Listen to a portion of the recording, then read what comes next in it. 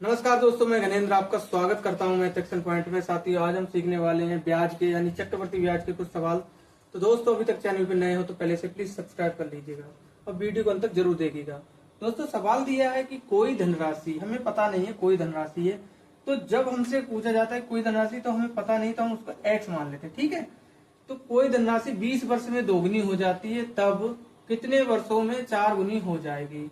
दोस्तों, बेसिक तरीके से हम बताएंगे, जो कि हमारा बेसिक कॉन्सेप्ट ही यही है कि हम बेसिक तरीके से आपको गणित पढ़ाएं, आप भी सीखे हम भी सीखे। ठीक है, तो दोस्तों देखिएगा, इसके लिए एक फार्मूला दिया जाता है। अगर वो फार्मूला आप रट लेंगे, याद कर लेंगे, ठीक है, तो आपको कभी इस प्रकार के सवालों में दिक्कत नहीं आएगी। ठीक है, उसका फार्मूला क्या होता है? तो फार्मूला होता है T1/T2, ठीक है, बराबर N1/N2 और माइनस में 1 ऊपर माइनस के 1 नीचे से। ठीक है, इस फॉर्मूले से हम इस सवाल को करेंगे। ठीक है, इसको आप कहीं नोट डाउन कर लीजिएगा, जिससे आपको सवाल सीखने में आसानी होगी, सूत्र भी आपको याद रहेगा। तो यहाँ पर वैल्यू देखिए क्या क्या है। T1 क्या है? T1 समय को रिप्रेजेंट करता है। T, तो पहला जो समय दिया है वो हमारे लिए 20 वर्ष का दिया है। ठीक है, 20 वर्ष का दिया है। T2 हमें फाइंड करना है, इसी की हमें तलाश है, जो कि हमें पता नहीं है, x ईयर हमने मान लिया। N1, तो दोस्तों देखिएगा कि दोगुनी हो रही है या 4 गुनी हो रही है, तो उसके लिए हम N1, तो N1 क्या है, पहले जो थी वो दोगुनी हो गई। ठीक है, तो 2 दिखाएंगे। ठीक है, अब N2, तो N2 हमें 4 दे दी गई है, क्योंकि वो 4 गुनी भी हो रही है। ठीक है, कितने वर्षों के बाद हो रही है ये हमारे लिए बताना है। तो इस सवाल में इस फार्मूले हम लगाएंगे इसके मान। तो T1 क्या दिया है, तो 20 वर्ष। T2 क्या है, पता नहीं है। N1 क्या है, 2 माइनस 1 अपॉन 4 माइनस 1।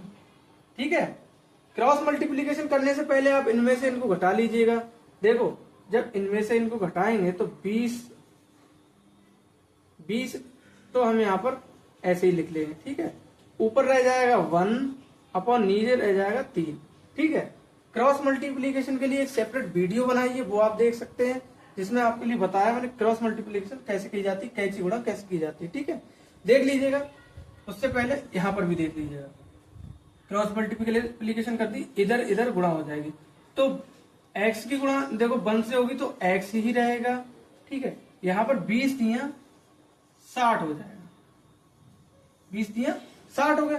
दोस्तों, हमसे पूछा गया था, हमसे पूछा था कि T2 यानी कि x की वैल्यू क्या है, तो बाई देखो 60 साल में वह धनराशि जो होगी वो 4 गुना हो जाएगी दोस्तों।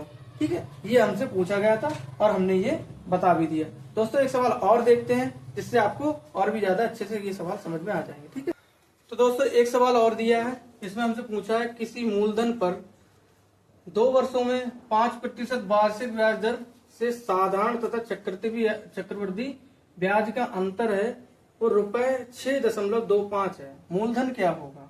मूलधन क्या है, तो इसके लिए दोस्तों हमें क्या करना है, बारी बारी से चीजों को लिख ले रहे हैं। टाइम दिया है हमारे लिए, टाइम बराबर 2 वर्ष। ठीक है, कॉमा दर है, देखिए दर है वो रेट होता है। ठीक है, तो 5, और जो डिफरेंट है इन दोनों का अंतर है, तो वो कितना दिया है, 6.25 का दिया है। ठीक है, तो दोस्तों इसके लिए एक सूत्र होता है। सूत्र क्या होता है देखिए, तो दोस्तों सूत्र ये दिया गया है, इससे हम इस सवाल को हल करेंगे। डिफरेंस हमारे पास में कितना है, तो 6.25, थोड़ा नीचे लिख ले रहे हैं, 6.25 बराबर डिफरेंस जा दिया। प्रिंसिपल हमें पता नहीं है। ठीक है, आर जो है, रेट क्या है, रेट दोस्तों हमारे पास में 5 का दिया है, तो 2 बार लिख दे रहे हैं इसके लिए। ठीक है, 5 गुणा 5, क्योंकि स्क्वायर है इसका, 100 गुणा 100। ठीक है, अब क्या करना है आपके लिए, देखो P बराबर निकालना, प्रिंसिपल हमें ज्ञात करना है, तो जो भाग की चीजें इधर गुणा में कर दे रहे हैं। ठीक है, लिखेंगे नहीं, हम यहीं पर लिख कर दे रहे हैं इसको, गुणा 100 गुणा 100। ठीक है, और जो गुणा की चीज है वह भाग में आएगी। ठीक है, थोड़ा मार्कर सही से चल नहीं रहा है, ठीक है। इसको क्या करेंगे 5 गुणा 5 कर लेंगे, ठीक है। अब काटिएगा, इधर से हमने दशमलव हटाया, 2 जीरो हमारे पास में बढ़ गए, ठीक है। और यहां से हम इन चीजों को हटा देंगे, ठीक है। ये हमारे पास इधर पहुंच गए हैं और ये इधर पहुंच गए, तो हमारे लिए सिर्फ और सिर्फ P बराबर प्रिंसिपल बराबर ज्ञात करना है, ठीक है। देखिए यहां से हमने दशमलव हटाया, 2 जीरो बढ़ा लिए, इन 100 से इन 100 को हमने काट दिया, ठीक है। अब देखो 5 है, तो 5 से इनको काट लो, तो 5 की गुणा 5 एकम 5, यहाँ पर 1 बचा, 5 दूनी 10, यहाँ पर 2 बचे, 5 25, ठीक है। फिर 5 से काट दो, 5 दूनी 10, यहाँ पर 2 बचे, 5 25, तो यहाँ पर कितना आ गया दोस्तों 25 गुणा 100 बराबर कितना हो जाएगा 2500। और ये क्या है, ये प्रिंसिपल है, यानी कि मूलधन, ठीक है ना। तो ये क्या है दोस्तों, मूलधन निकल कर आ गए, ये है मूलधन, ठीक है।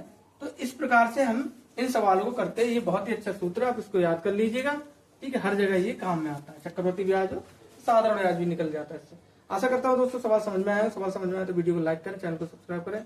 मिलते हैं नेक्स्ट वीडियो में, तब तक नमस्कार, अपना ध्यान रखिएगा, पढ़ाई करते रहिए। थैंक यू दोस्तों।